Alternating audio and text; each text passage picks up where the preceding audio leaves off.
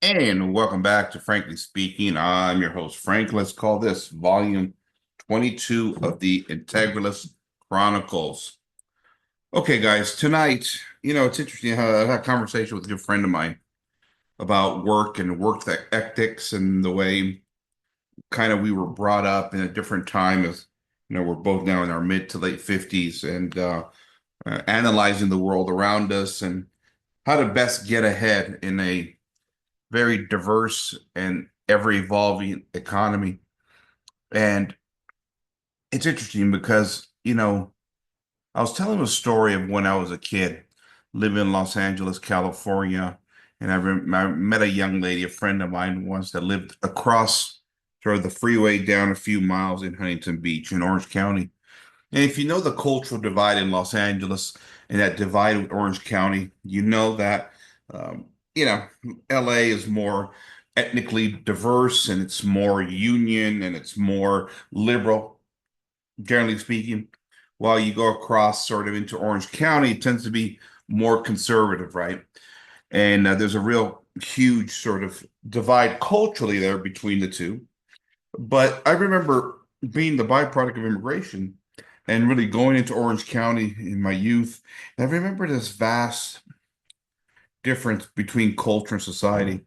On the one hand, here I was a byproduct of Italian immigration. My father was a bricklayer, one of the hardest workers that I ever knew. In fact, nobody that I ever knew worked harder than the immigrants that sort of I was ever around, especially my family. My family, especially my father's side, was they were all bricklayers, construction work. My grandfather's side, they were all fishermen, and a lot of it hard, back-breaking work, and it's something that you admire. And so they instilled in us sort of this strong work ethic. If you ever listen to that one comedian, Sebastian Maniscalco, he kind of jokes about it, saying, "You listen, if you come from an immigrant household, man, they didn't mess around when it came to work, right? Your parents put you to work at a very young age because that's all you knew in the old country. You go to work." My father being that World War II era, post-war era, went to work. He was 9, 10 years old. Those were the stories, right? You had to do what you had to do to survive. And so I remember going to Huntington Beach one time and a more uppity, sort of well-off society and culture.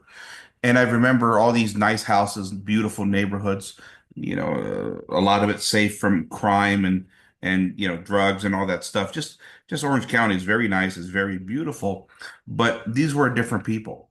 They were not of an ethnic background. They were not of a Catholic background where I came from, where it was predominantly Catholic, sort of this Italian, Croatian, Hispanic mix in near the port of Los Angeles where I live. But these were white Protestants, and they knew how to live the good life. Only for them, it wasn't backbreaking hard work. It was more, what do you want to call it? Well, they were contracted out. This was the era of the Cold War. We're building up the military to fight the Soviet Union at the time. And a lot of Huntington Beach area was defense contracts. And all these people got paid very well to go do whatever they did, right? Some of them, I'm sure, had some difficult work. Some were paper pushers, some were button pushers, right? But it showed a disparity of classes in many ways that when I first saw that, it kind of hit me. And I was having this conversation with a friend of mine, and he'd say, "Well, that must have been a culture shock." I said, "Yeah, yeah, it was." Because I was brought up again in this ethnic background, Italian ethnic background, where you went to work and you worked hard, but we were never envious, right? Because that's what our faith teaches us, is we're not supposed to be envious. I remember my father was very comfortable in who he was, and he was never envious of anybody, and that's what he taught me as a very young man. And so it's not like I desired it, because that's why this political debate we have between the left and the right, especially coming from the right side of the aisle, like I did, you always look at the left, and the left is full of envy, and this is why they want socialist wealth redistribution. But for me, it wasn't about envy at all. It was about just simply having an equal opportunity at some point and being respected within the realm of that opportunity. But what's fascinating to me is that the conversation evolved into the idea of hard work. Because when I went into the political right back in the mid to late 90s, right? You had this kind of Protestant work ethic idea that's ingrained within classical liberal conservatism in America. And in many ways, it fit pretty well with my sort of immigrant background and just embracing the idea of hard work, not depending on anybody else, government, things of that nature. And so that it's one of the many reasons why conservatism worked in my mind some 30 years ago, let's call it now. But it's interesting because, I said to my friend, I said, listen, hard work. Yeah, I was raised in that. Hard work. Don't envy anybody else. Be happy in your state of life. Praise God, honor God, take care of your family, and live a good life. America has given all of us a great opportunity. I would acknowledge that historically, in the past at least, America had a fluid class system, and that's what we always appreciated about America, especially as immigrants. But I said, I'm 53 years old now, going on 54, and there's a few valuable lessons I've learned in this life. And that is the work ethic that I was taught by my parents, my father, is something, well, that really doesn't apply anymore in some ways. In the old days, especially in a ethnically Catholic nation, you believed in things like cash on the barrel. You never racked up debt, right? You paid off your debts, you paid everything cash, you worked hard. And it was just one of the great standards of always acquiring assets as best you can by working hard, putting food on the table, taking care of your family. But what I've learned, especially over the past 10, 15, 20 years of my life, is that the idea of cash on the barrel and actually being responsible in terms of economics and politics, um, it really doesn't work in today's economy. It's interesting because I said to him, one of the phrases I keep hearing from lots of millennials is it's not about working hard, it's about working smart. Working hard doesn't necessarily get you ahead in America anymore. You got to work hard. I said, think about it. With the low interest rates that we had, what did a lot of people do? A lot of people simply just took out every ounce of money and dollar they could take out of their home equity loan or whatever loan they could take out, in debt and put in a stock market. You get a 3%, a 3% interest on the loan, but you're making 10, 12, 15% in the stock market. I said, that's how a lot of people are making it. You're not making it by, putting cash on the barrel. You're making your money. You're making it in America by using leverage. You go out there, you buy the biggest house you can, because in this usury system, with a constant printing of money and inflating the dollar, which again kills the idea of hard work, ironically enough, simply buying a house has been the answer for many people. You own that house, the inflation goes up, the money is printed, the banks give out more and more loans, housing continues to skyrocket.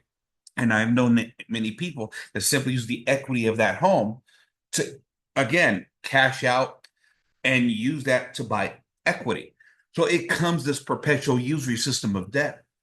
And so when you come from this old school mentality of you never rack up debt, and you come into a society that actually rewards debt and usury, well, you fall behind in this society unless you recognize exactly how this economy works in many ways.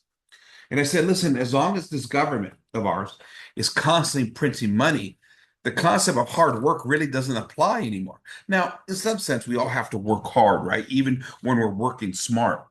But having a certain IQ and intelligence and seeing the bigger picture is what really matters now. I mean, to a certain degree, even when you work smart, again, you have to work hard.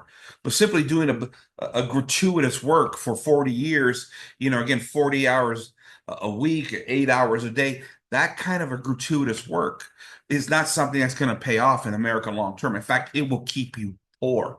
You have to view society as a giant investment and branch out beyond, your 9 to 5 job. If you don't see that, you're never going to make it because America purposely encourages a usurious lifestyle. And you have to use that, be smart about it. And it's the one thing I've learned over the course of my life is that those that came from the old world use that old school, work hard, bust your ass kind of an attitude. Those are the people that have fallen behind the most. And those that have recognized the usury system and how to manipulate money at the end of the day have stayed on top. And as I said earlier, as the government has inflated money, continued to print money, oftentimes for useless programs, what's happened is that the hard work metric has also fallen behind in many ways. Because you could bust your ass off, but what is the point if you can't ever reach the end goal? You can't ever finish the get to the finish line because the government keeps moving the goalposts further and further back. See, this is a problem that a lot of people never want to acknowledge. And it's been people that have used debt very cleverly in order to survive. And those people that have picked up on it have done much better than those that have simply sort of, again, working hard in America, that kind of Protestant work ethic that we were once taught about. That is an old dying concept at this point in time. And those that have recognized the problem with that dying concept have done much, much better. And now we have a nation that in many ways is not just divided culturally and politically and socially and religiously, but it's economically divided. This is why we never acknowledge the deep pockets of poverty in the Midwest or in the South, people that have been left behind in this economy. You combine that with the fact that most of the what do you want to call the middle class jobs, the manufacturing base has been pushed off overseas, leaving people really left to fend for themselves in many ways. It's made it very difficult for people to find good paying jobs. The other issue that I brought up with this friend is look at our dying populations. And, we like to blame cultural Marxism for the dying populations in the West. And certainly there's a lot of truth to that. But the other issue, especially in America, is that, not everybody is designed to go to college. That's number one. And number two, going to college for 4 and 6 and 8 years to find your path in life, it's also not conducive to a population that's actually growing. Because what you really need, and this is what's lost when you lose the economic manufacturing bases, those jobs where kids get out of high school, 18, 19, 20 years old, they're able to get married and start a family immediately while getting that job that they need to, that provides the basic elements of life and raising a family. Those jobs are all gone. We've pushed everybody into college. And what happens when people go into college? Well, first of all, they're liberalized by these, again, Marxist universities. But then we get into sort of the sexual nefarious lifestyles of the college, lifestyle, I guess you want to call it that. And we get into, or at least we create a great moral dilemma in society, and people push off marriage, people push off starting families, and as a result, fertility rates drop. Listen, if you want to raise fertility rates in this country because you're seeing your economic base collapse, you can't push off marriage and having children to your late 20s, early 30s. And that's what we've done with this economic system by encouraging everybody to go to college and shipping all the manufacturing jobs overseas. This is why I actually favor the tariff system that Donald Trump is putting in. I know the libertarians are going to scream bloody murder, but I'm not a purist on a lot of these libertarian-esque ideas in terms of economics. I believe that markets work, markets are better, but that we have to have a practical approach on how we build our society. And telling a bunch of young men and young boys to put off sort of, that natural element of marriage and family until their late 20s, early 30s is a disaster in a lot of ways. It's a disaster morally, it's a disaster socially, it's a disaster politically, but it's also a disaster in terms of fertility rates. And this is why we've seen the fertility rates sort of drop over the past 30, 40, 50 years to the point where now we have to bring in mass immigration to make up for those workers. Now, I will say this. Now, I believe what's happening at the borders of all these Western nations now is not all about fertility rates. I do believe in the replacement theory of watering down, again, Western culture, if you want to call it Western white culture, fine. I generally don't like to get into the sort of the racial stereotypes, but there is some truth to that. I will acknowledge that. And so the question, of course, is, and many libertarian types present sort of the idea, well, listen, if you don't want all these immigrants coming in, because remember, libertarians are going to protect what big business wants, and big business wants cheap labor from across the border.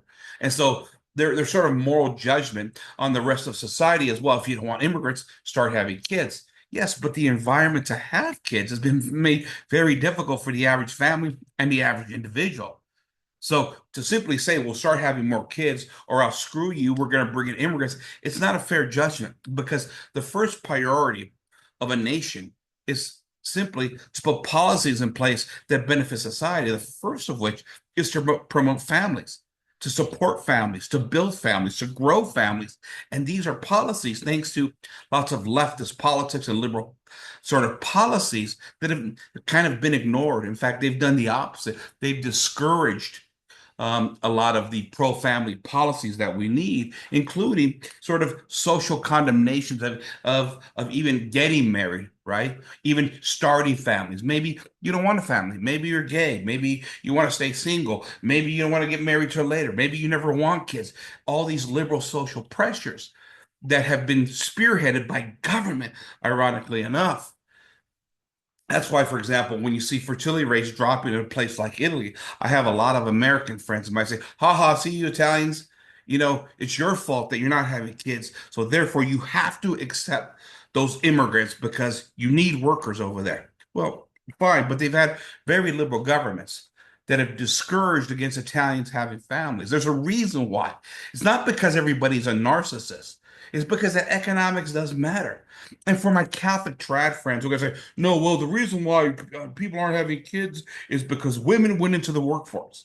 Okay, there's some truth to that. But don't tell me that economic policies, starting at the government level, doesn't affect fertility rates either. Two things can be true at the same time. My point is, again, we need governments, that are not drenched in this sort of suicide pact of liberalism that actually supports the nation, supports ethnicity, and supports nationalism, supports the faith, supports the family. This is what liberalism has eradicated. And this is my point as an integralist that I continue to make to my conservative friends. The answer is not always looking across the border to appease big oligarchical corporations because they want the cheap labor. The answer is here. The answer is here. And the answer is encouraging, again, families to be formed and families to start having children immediately. Now, how do we do that?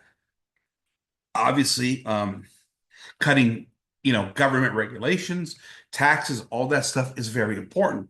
But then we get into the area of government policies and whether government should be involved in the formation of families. And the moment you say that, it's those on that libertarian right that are going to accuse you of being, again, a socialist. Now, of course, what is the definition of socialism, right?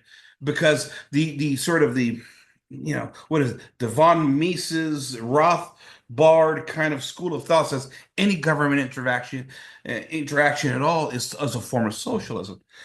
On the other hand, we're in the era of big government, whether we like it or not. And big government was actually launched by liberals, by classical liberals themselves, who preach these policies of libertarianism, oftentimes, was launched at the Enlightenment. And so the question is, can a government put some policies in place that encourages family structure, family growth, marriage policies without it being socialism? If government were to distribute some funds into the areas of building families, like giving tax incentives or even setting up, certain social programs, does that make you a de facto socialist? Maybe, maybe it does. But at this point, we need some incentives like that because we're taxing everybody to death. We're regulating everybody to death. And the sheer cost of having families in modern economic times has become very difficult, especially because, as I keep talking about, they kicked everybody off the land. The big the bankers and those that control the usury system or manipulate the usury system have made land really inaccessible for many average families. And as I said before, you can't have a growing population where you need, 4 and 5 and 6 kids per family to grow the population. At the same time, put everybody in a 3-bedroom condominium. Sorry, these condominiums and these ornamental homes that we now build, which is another social factor that's been designed by government, in my opinion, has actually affected the view and the structures of families in order to depress the growth of family, ironically enough. See, there's social structures here that have been working against the idea of the family for a long time. I don't want to hear this excuse, well, you know what, if you're worried about the fertility rates, just have more children. No. There have been policies, liberal policies put in place by these secular liberal governments under the guise of freedom and liberty, ironically enough, that have discouraged the family from being formed and eventually growing families and producing more children long term. This is the conversation I had today because we have to start acknowledging this. And it's not just on the left that this is a problem. This is a problem on the political right that doesn't want to acknowledge this because of their adherence to these libertarian principles. Um, so and how do you go about that? I get it. It's a delicate question, especially in a time and age where government is so big, so bloated, abuse so much of our tax money historically. But I think, we have to give well, first of all, we have to have a government that actually gives a two shits about growing the population, gives two shits about the family itself. That's the first problem that we have. And then put policies in place that maybe could support families and the growth of families in some capacity. I mean, we're seeing this in, I think it's Hungary. The president there, Viktor Orban, has put a policy in place, and I don't know much about it, just what I've heard, where if for every woman that has, I believe, two or more children, she will go the rest of her life without paying taxes. Now, that's very interesting right there, right? Economic incentive, right? And the idea, of course, is you're providing, again, the future work-based, they will pay taxes at some point in order to facilitate bigger, stronger families that are growing. Is tax policies enough? I don't know. We would have to look at that. We may need some government programs, whether it's a state level, local level, the federal level of some capacity. But when you have nations that are dying because of the lack of fertility rates, you have to put policies in place that really encourage child growth, encourage marriage, and then again, procreation, and eventually the support of families. The Russians have tried this. Putin has tried this over there. I don't know how successful they've been, but I commend them for at least um, trying, for considering, recognizing what the problem is. We don't do that here in America. We don't recognize any problems. We just have these mindless platitudes of freedom and liberty, all the while we have a third world nation invasion of foreigners that are supposed to solve all of our problems, all in the name of oligarchical structure and oligarchical rule that now dominates DC at the policy level. Are you kidding me right now? Are you kidding me? Really? So it's interesting. Again, as an integralist, I just view the world differently than my friends on sort of this liberal paradigm that in America, this kind of left and right divide that we're always discussing, because I don't think we think outside the box. As somebody who is much more practical, malleable in terms of economic policy and politics, as long as a government program is structured best and aimed at the local level, I do believe in subsidiarity. I believe I think it's important for communities to form these policies at the very least. And if the local communities are failing, then I think there may be some responsibility at the federal level. I prefer it not to be at the federal level, but at some point, if you have wild out kooky, liberal societies that are taking more than they are producing, especially in terms of population growth, well, maybe it's time for the government to step in and do something. I don't know, but then again, do we want a bunch of liberal babies being born to a bunch of kooky hippies, right? Little diaper doper babies, right? As who was that? Michael Savage used to say back in the days, right? But my point is, again, we need to foster strong culture, strong families, strong communities, the faith, and we have to build families through that. There's a lot we have to do, right? There's a lot we need to unravel about a broken liberal society. But the first of which I would say is supporting the formation of families and supporting the structure of families as well, too, and encouraging young people, first of all, go back to work, graduate from high school. It's okay to work at a mill, to work at a manufacturing job, to learn a basic trade, 9 months, a year and a half, 2 years, go to work, start your family, right? This idea of pushing all these kids into the liberal education system, it's chaos to me. One, not everybody is made for that. But number two, these liberal institutions are dominated by quasi Marxists who on top of indoctrinating our kids into liberalism are breaking them morally in so many different ways and ultimately causing the rebellions at home that actually discourage the formation and the structures and the building of the family itself. So, hard work in America. Listen, I'm a big believer in it. Don't get me wrong, but smart work is the answer. Bringing families together, building families is what's important now, and we need a government that's on the side of the family. We simply do. Whether it's a local level or the federal level, these overarching principles that build social structures are very important. And I know that many of my friends on the right are really anti-federal government, and I understand why. I'm very anti-federal government too in many ways. Like, for example, the idea of abolishing the NEA, the National Education Association, I'm all on board with that. I wish Ronald Reagan would have done it when he promised it 40, 45 years ago. He never got it done. I'm hoping Donald Trump gets it ready. But there's many things that the federal government can do, starting with tax policies to lighten the burden on families, right? So there you have it, ladies and gentlemen. Hard work, hardly working, forming families. These are all things that, again, as Americans, I think we've lost sort of the eye on the prize kind of a thing. That we've been so beat down by liberalism and liberal talking points by a secular, godless society that encourages everything that is inherently immoral, that we kind of sometimes forget the things that our ancestors suffered through and why they left us the world that they left us, the importance of family, the importance of community, the importance of marriage, the sacramental life, everything that builds a strong, vibrant society. It's all been wiped out by liberalism. And I simply want to get back to the basic elements of family and how important family is and what responsibility does a greater community have, right? Right. And so this libertarian thing that we often push in the political right, I think it's one of the reasons why families have been destroyed over the past 30, 40, 50 years. Because family and communities are important. They need to work together. They need to support each other.